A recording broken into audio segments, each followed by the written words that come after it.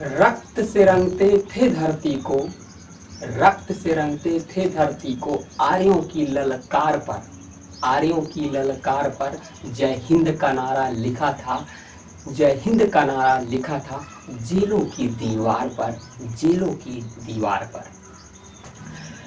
बदन में बंधी थी बेड़ियां, बदन में बंधी थी बेड़ियां, दिल मगर आजाद था, दिल मगर आजाद था। रक्त के अंतिम कतरे में भी, रक्त के अंतिम कतरे में भी भारत जिंदाबाद था, भारत जिंदाबाद था। आप सभी प्यारे देशवासियों को सर्वप्रथम मैं अपने दिल की गहराइयों से इस स्वतंत्रता दिवस की हार्दिक शुभकामनाएं देता हूं और यह भी कहना चाहूँगा कि यह हमारा स्वतंत्रता दिवस ऐसे ही हमेशा बरकरार रहे। आपको यह बता दें, आप सभी यह जानते भी हैं कि हमें ये आज़ादी यूं ही नहीं मिली है। इस आज़ादी के लिए ना जाने कितने वीर शहीदों ने अपने जानों की बलिदानी को दिया है।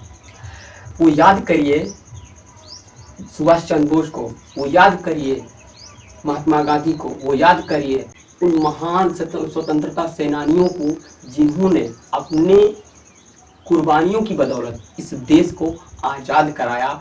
हमें उनकी कुर्बानियों की बदौलत आज हमारा देश स्वतंत्र है और हम चैन की नींद सो पा रहे हैं। इसलिए इस स्वतंत्रता दिवस के शुभ अवसर पर हम पूरे देश के सभी लोग एकजुट होकर इस देश को इस स्वतंत्रता दिवस के रूप में मना रहे हैं। ये खुशी हमेशा ऐसी ही हर घर में बसी रहे, छाई रहे, यही हमारी शुभकामना है। जिस तरीके से सभी स्वतंत्रता सेनानियों ने हमारे देश को आज़ाद कराने के लिए उस समय एकत्र हुए थे और एक सामूहिक रूप से संगठित हुए थे और देश को आज़ाद कराया, ठीक उसी तरीके से हमारे देश के फौजी भी इसी तरीके से हमारा सरकार संगठित उन्हें किया है और हमारे देश की सीमाओं पर उन्हें लगाया है ताकि हमारे देश की आंतरिक सुरक्षा हो सके। मैं उन फौजी भाइयों के लिए मैं अपनी कुछ चंद लाइनें डेडिकेट करना चाहूँगा, सुनिएगा। देश मेरा जल रहा है, आग लगी है सीने में, हुक्मरां सब व्यस्त हैं खून गरीब का पीने में, तो राम मंदिर या बाबरी का पक्ष नहीं मैं लाया हूँ। घायल भारत चीख रहा है, चीख सुनाने आया हूँ, घायल भारत चीख रहा है, चीख सुनाने आया हूँ। महोदय, दर्द हद से तब गुजरने लगता है, महोदय दर्द हद से तब गुजरने लगता है जब हमारी आंखों के सामने ताज, पुलवामा, छत्तीसगढ़ में शहीद हुए जवानों के शत विशत अजलत शरीर के टुकड़े, रेत के टीलों से ऊपर जाती हुई लाशों के ढेर और कश्मीर के खून से सनी हुई लाल रंग के सड़कों के दृश्य जब सामने आते हैं, उस पर हमारे प्रतिपक्षी महोदय जी का कहना ये कि मानवाधिकार की अनुपालना करते हुए देश से उग्रवाद और आतंकवाद को समाप्त किया जा सकता है। महोदय, अब तो हमारा झंडा तिरंगा भी हमसे ये पूछने लगा है कि क्या बात है भारत, आजकल मैं फहराने से ज्यादा कफन में दफनाने की क्यों काम आ रहा हूँ।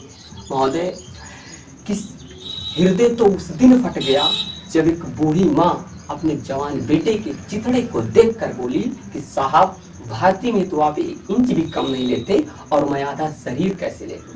महोदय, इन मानवाधिकारों के कारण आतंकियों की बंगलों की आकाओं की नाक फनियाती है और हमारे शहीद हुए जवानों के आंगन की तुलसी रोती है। जब एक शहीद हुए विधवा की वेदना या चीख चीख कर कहती है कि प्यार भी भरपूर गया, मांग का सिंदूर गया, नन्हे नौनिहालों की लंगोटियां चली गईं, छोटी छोटी बेटियों की चोटियां चली गईं और आपके लिए तो एक आदमी मरा है साहब। हमारे घर की तो रोटियां ही चली गई, हमारे घर की तो रोटियां ही चली गई। महोदय, किसी भी युद्ध को जीतने के लिए पहल करना सबसे ज्यादा आवश्यक है, क्योंकि इतिहास गवाह है कि पहल करके बड़े बड़े युद्धों के परिणाम बदल दिए गए हैं। परंतु महोदय, आज हमारे देश के हालात कुछ ऐसे हो गए हैं कि आज एक जवान अपने ड्यूटी पर खड़े होकर भी आज वो पहल करने से डरता है, क्योंकि उसे भविष्य में कटघरे में खड़े होने का डर सता रहा होता है, क्योंकि वो ये जानता है कि एक उग्रवादी की राइफल से निकलने वाली गोली को यह तय करना पड़े या ना पड़े कि वो किसे लगेगी, परंतु हमारी राइफल से निकलने वाली हर गोली को यह निर्णय लेना पड़ता है कि किसी दोषी को लगे या ना लगे। महोदय मानवाधिकार के तले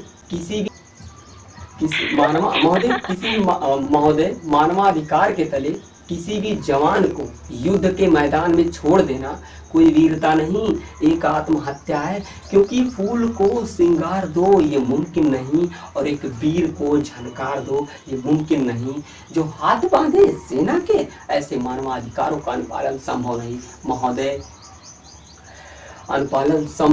महोदय। जब पुलवामा में 44 जवान शहीद हुए, छत्तीसगढ़ में 76 जवान शहीद हुए, तो कोई भी मानवाधिकार की दुहाइयां देने वाला हमारे पक्ष में आकर नहीं खड़ा हुआ। परंतु जब जेएनयू विश्वविद्यालय में एक देशद्रोही के द्वारा भारत तेरे टुकड़े होंगे, अफजल हम शर्मिंदा हैं, देशद्रोही नारे लगते हैं, तो सारे मानवाधिकार की गाथा उसके पक्ष में जाकर खड़े जाते। तभी तो क्या कहा था उस देशद्रोही ने कि तुम एक अफजल को मारोगे, हर घर से अफजल निकलेगा। तो मैं भारत का बेटा अपने भारतीय सेना की तरफ से ये ऐलान करता हूँ कि उस घर में घुसकर मारेंगे जिस घर से अफजल निकलेगा, वो कोख नहीं पलने देंगे जिस कोख से अफजल निकलेगा। अरे उठो देश के वीर जवानों, तुम सिंह बनकर दहाड़ दो और एक तिरंगा झंडा उन देशद्रोहियों के सीने में गाड़ दो, और एक तिरंगा झंडा उन देशद्रोहियों के सीने में गाड़ दो।